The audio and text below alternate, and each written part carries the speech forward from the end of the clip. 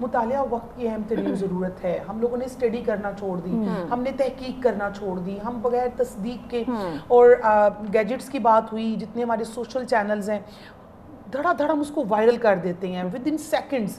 ایک جھوٹ کا پلندہ وہ ایسے وائرل ہوتا ہے کہ حق بات اس طرح سے وائرل نہیں ہوتی.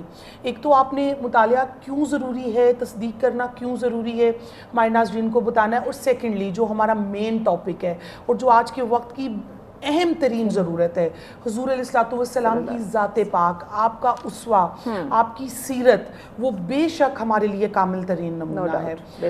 جی جہاں تک آپ نے بات کی لفظ مطالعہ کی, مطالعہ میں کہتی ہوں خلقتی انسانیت میں بھی اگر دیکھا جائے, اور خود محمد مصطفیٰ صلی اللہ علیہ وسلم کے حیات طیبہ اور ان کی خلقت کے وقت کو بھی دیکھا جائے, تو رب ذوالجلال نے جب ان کو خلق کیا تو میں کہتی ہوں سب سے پہلی جو معیار تھا انسان کی بلندی کا, انسان کے کمال کا, انسان کو اشرف المخلوقات کہنے کا, اور رب جب انسان کو خلق کر رہا ہے تو پھر کہہ رہا ہے کہ میں احسن الخالقین ہوں, بہترین خلق کرنے والا ہوں.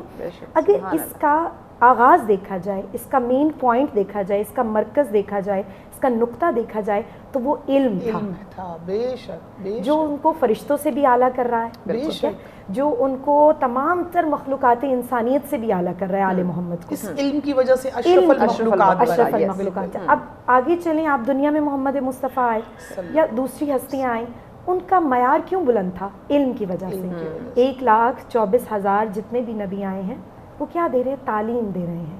اور آپ دیکھیں اتنے صحیفے آئے قرآن سے پہلے, کیوں آئے؟